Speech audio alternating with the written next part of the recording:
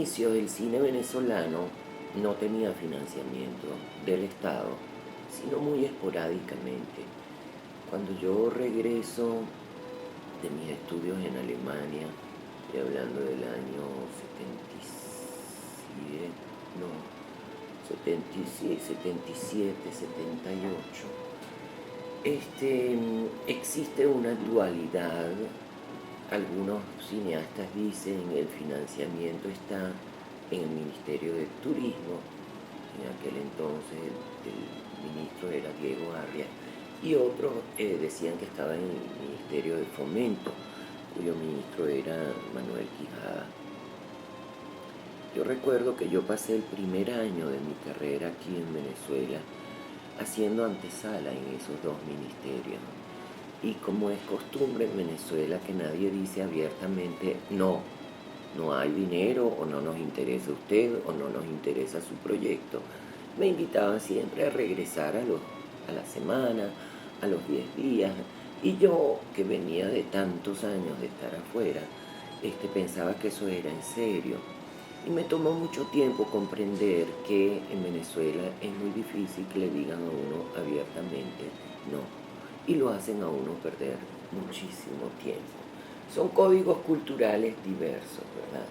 O sea, en Europa, si tú presentas un proyecto, ya sea a una institución o a un canal de televisión, en un tiempo prudencial de 2, 3 semanas recibes una respuesta y es sí o no, claramente.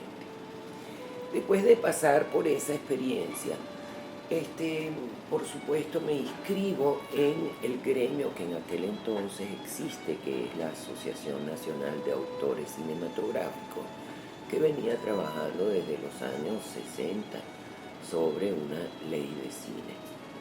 Es con la ley de cine, en realidad, que cambia todo, y quieren las ironías de la vida que cuando soy presidente de la ANAC entre el 91 y 93, el primer acto administrativo que me toca es justamente llegar al Congreso e introducir la ley de cine en la Cámara de Diputados. ¿Cuál es la importancia de la ley de cine? La ley de cine regula esta industria cultural, y es muy importante la palabra industria, porque el cine tiene esa doble vertiente, a diferencia de otras artes o de otras expresiones artísticas que no son directamente industriales, sino más bien artesanales o muy individuales. El cine es una industria porque tiene que recorrer toda una estructura para poder llegar al público. Salas de cine, exhibidores, distribuidores, promoción, proyección internacional, festivales, etc.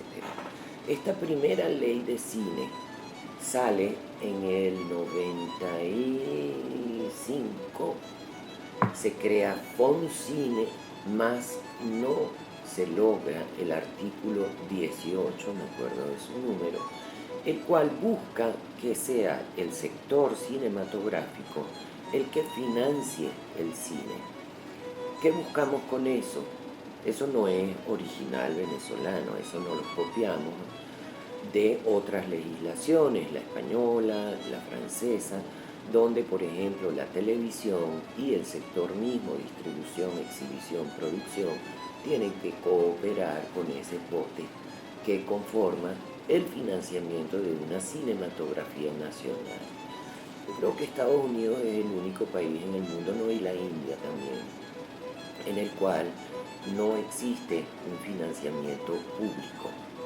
Hollywood es una industria que se construye en el siglo pasado con tal fuerza que realmente se dedica también a una producción industrial, pero ese es otro tema. Preferimos tener esa ley de cine sin ese artículo fundamental que no tenerla. ¿Por qué? Porque eso regula, por ejemplo, la exhibición del cine venezolano, regula la función de ese instituto del gobierno, pero seguimos dependiendo de la conciencia o no del gobierno de turno en otorgarle fondos de casi siempre de la cultura, que de por sí son muy exangües, también al cine como expresión cultural. Recuerdo que Carlos Andrés Pérez fue uno de los presidentes que tuvo más visión en cuanto al alcance del cine. ¿Por qué digo eso? No por priorizar al cine por encima de otras expresiones artísticas, sino porque es mucho más económico en aquel entonces enviar 25 kilogramos de celuloide por avión a un festival o a un mercado de cine que enviar una orquesta sinfónica de 130 músicos, un grupo teatral de 20 actores técnicos, etc., o un grupo de cámara, un grupo de danza. ¿Por qué? Porque en esos 25 kilos de flete aéreo no solo está una historia con todo lo que eso connota, sino que es una manera de proyectar la cultura de un país muy eficiente, porque además de una historia individual de algún protagonista o una protagonista, nos da también todo un contexto, nos da un contexto de uso del lenguaje, nos da un contexto de la moda, nos da un contexto del espacio físico en el cual se desarrolla esa historia, nos da el contexto de los paisajes, nos da el contexto del trato entre la gente, más formal, más informal, etc. Es decir, es un medio muy complejo y yo diría muy completo para ser embajador cultural en otros países, en otras latitudes que no conocen este trópico Caribe. Es en el año 2005 cuando nuevamente los cineastas, ya desde dos gremios, que son CABEPROL, Cámara de Productores de Largometraje, que es una cámara industrial, la misma ANAC, Asociación Nacional de Autores Cinematográficos, y un nuevo grupo de productores, pero que son productores de cortos, de documentales, no productores ejecutivos de largometraje con compañías consolidadas, sino una cantidad de técnicos de la producción que están subsumados en ¿cómo es que se llama? AVEPCA, Asociación Venezolana de Productores de Cine. Entonces, esos tres gremios juntos, y eso es lo maravilloso del sector cinematográfico venezolano, que sus integrantes, cuando se trata del cine, a pesar de tener posiciones políticas, sociales, culturales muy diversas y a veces antagónicas, se ponen de acuerdo para propulsar la posibilidad de ejercer nuestra profesión. Entonces se logra en el año 2005 la reforma de la ley de cine, la cual nos libera de depender de los gobiernos y nos da esa plataforma en la cual un impuesto parafiscal que se suma a todos los otros impuestos que paga el sector, en el cual está a la cabeza la televisión por suscripción en cuanto a los pagos que debe hacer mensualmente. Entonces están allí la televisión por suscripción, la televisión abierta, la distribución de cine, la exhibición de cine que paga un porcentaje bastante alto. Gracias a Dios las salas de arte y ensayo están eximidas de ese pago. También pagamos los productores de cine y la industria. Esto ha permitido que año a año FONPROCINE, que es, digamos, el departamento del Centro Nacional Autónomo de Cinematografía que se crea con la ley de cine, ese instituto, ese departamento que se llama Fondo de Fomento Cinematográfico, FONPROCINE, tenga anualmente suficiente dinero que proviene del sector privado y que el Estado, a través de la figura del SENAC, donde están representados los productores de cine, los autores, es decir, guionistas, directores, músicos, directores de fotografía, la Cámara de la Industria, la Cámara de la Televisión, los distribuidores, los exhibidores y muchas instancias del Estado, tomen las decisiones a través de comités de especialistas, de profesionales que están capacitados para ello y que escogen entre las propuestas que el universo de los cineastas del país presenta, aquellas que van a ser realizadas. Hay muchas modalidades, desde el desarrollo de los guiones, pasando por el desarrollo de proyectos, pasando por la producción misma de largos, de cortos, de largos y cortos de ficción y largos y cortos documentales y la animación también en ambos formatos. Esto, por supuesto, le ha dado a las nuevas generaciones y a las generaciones ya experimentadas una plataforma de producción muy sólida. Ya no se depende del vaivén. Un gobierno tiene conciencia, otro no lo tiene. A otro no le gusta el cine venezolano porque refleja demasiado fidedignamente la realidad, con sus vulgaridades, su modo, su habla, sus historias. Y hay otras administraciones que sí se identifican más con esa producción y daban más dinero. Siempre muy poco. La verdad es que nuestra producción aquí en Venezuela, yo me acuerdo cuando yo estuve en un festival en Nueva York con mi película Macu y dije lo que había costado, que eran $65.000 en aquel entonces, y en el público se levantó un productor y me dijo, ese es el presupuesto de transporte de un documental en Estados Unidos. Y yo hice una película de ficción. Muy reducidos presupuestos, se sigue produciendo cine venezolano. El SENAC ha sido fundamental en esta consolidación de nuestra producción. ¿Por qué? Porque es un organismo colegiado. Es un organismo que, a pesar de que ha colapsado la institucionalidad en Venezuela en los últimos quinquenios, el SENAC se ha mantenido en muy buena parte dentro de los lineamientos que tiene como institución y que están cimentados en la ley de cinematografía. Más bien yo personalmente opino que en Venezuela tendemos a reglamentar demasiado. Cuando empezamos a reglamentar, viniendo del caos, creemos que debemos reglamentarlo todo. Esto, por supuesto, ¿a qué responde? A la desconfianza mutua. No hay confianza en el otro, no hay confianza en el profesional del cine que está en esa comisión leyendo proyectos y decidiendo. No hay confianza en el empleado público. Siempre se cree en Venezuela que por todas partes tiene que haber forzosamente corrupción.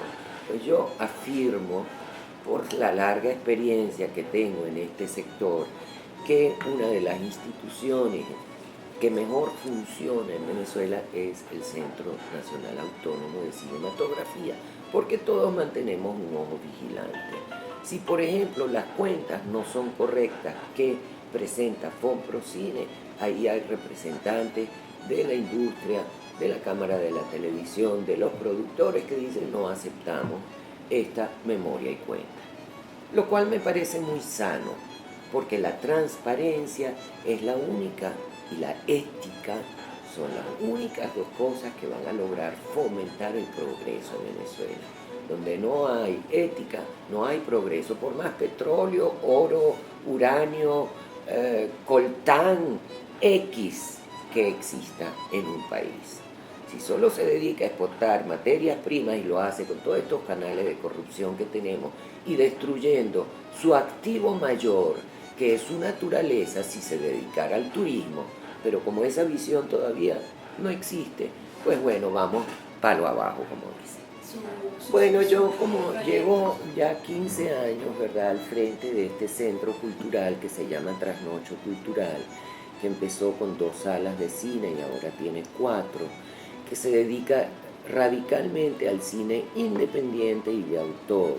Esto significa que no es el cine comercial de Hollywood, de los grandes estudios, aunque a veces tenemos muy buenas películas de Hollywood, porque también en Hollywood hay autores, pero mayoritariamente nuestro cine viene de Europa, de Sudamérica, de Asia, y tenemos ese nicho, digamos, dentro de nuestra ciudad de ya haber formado un público, y eso nos permite haber crecido de 2 salas de cine a 4 muy paulatinamente y haber ido formando ese público que en el cine no solo quiere ver efectos especiales y la misma historia de siempre, sino que quiere ver visiones más individuales, más diferenciadas, a veces menos atractivas desde el punto de vista de entretenimiento,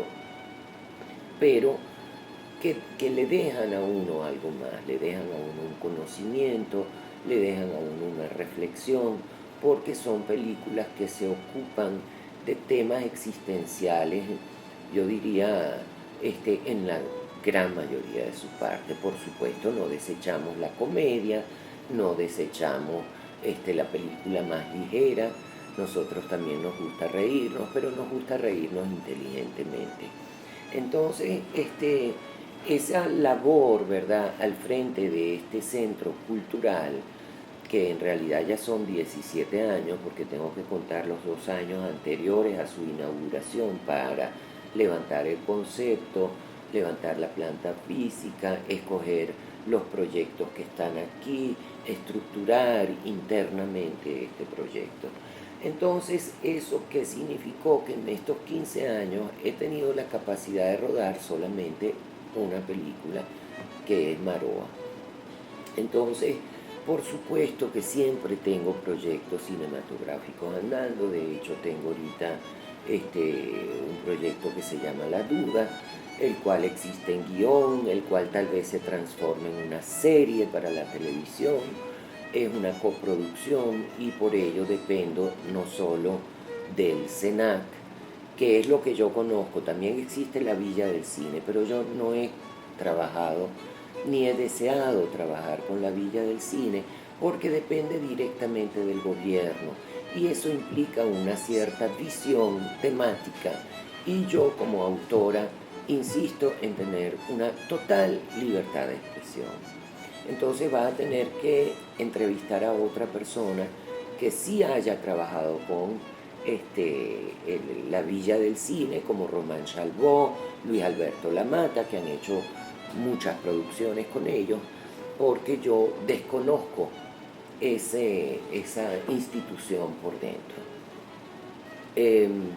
¿Qué te puedo decir? Bueno, que ahora entiendo un poquito más de exhibición cinematográfica, del trabajo hacia el público que eso significa, del diálogo constante con el público que eso significa, y eso sí es una inversión de tiempo enorme y de esfuerzo muy grande.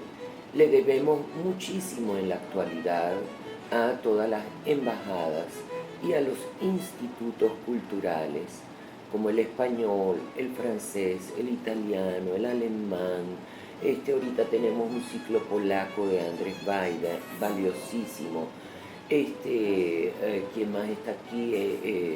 El Festival Latinoamericano, el Independiente Norteamericano, en el cual se ven justamente películas que no nos llegan por la vía de la distribución más comercial.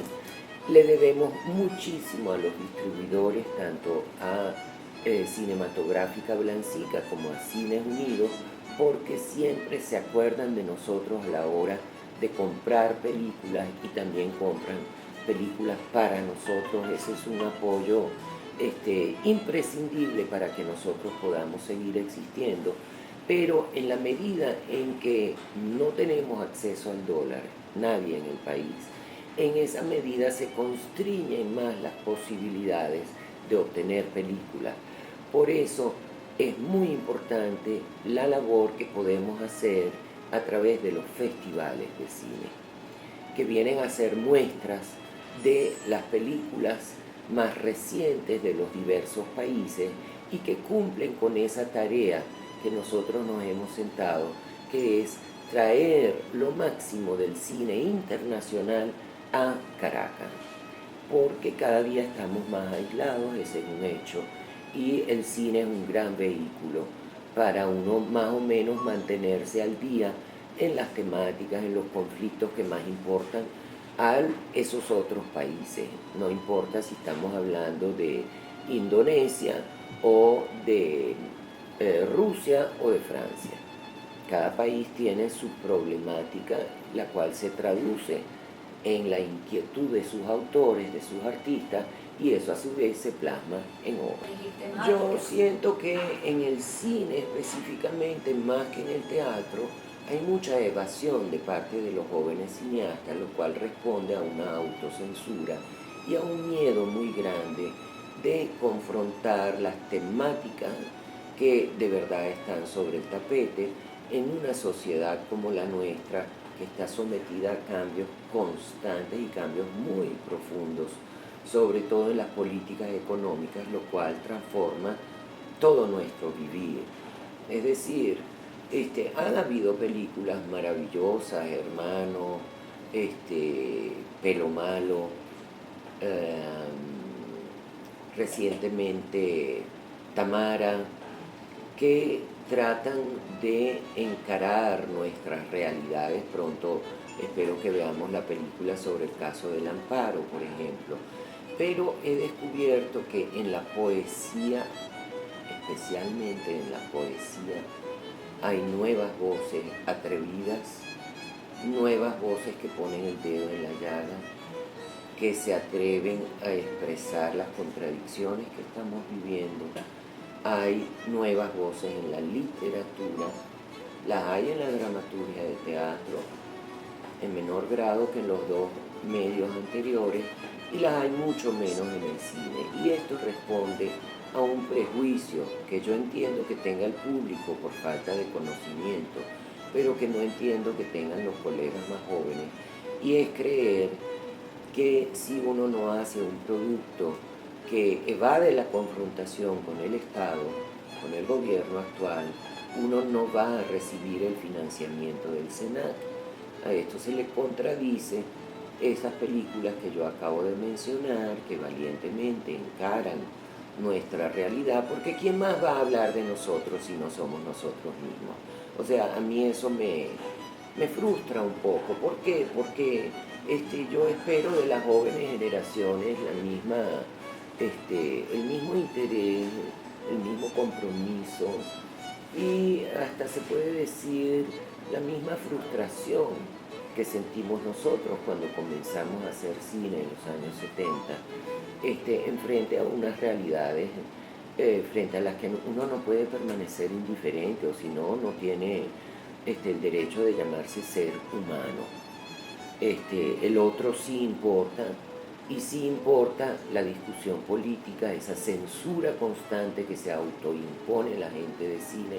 A mí personalmente me tiene irritada, me fastidia, me aburre, y me parece que no es la mejor forma ni de progresar, ni de conocernos, ni de rectificar, porque solo conociéndonos profundamente, y el cine es un vehículo para conocerse, nosotros vamos a poder mejorar, progresar, cambiar, crecer, madurar.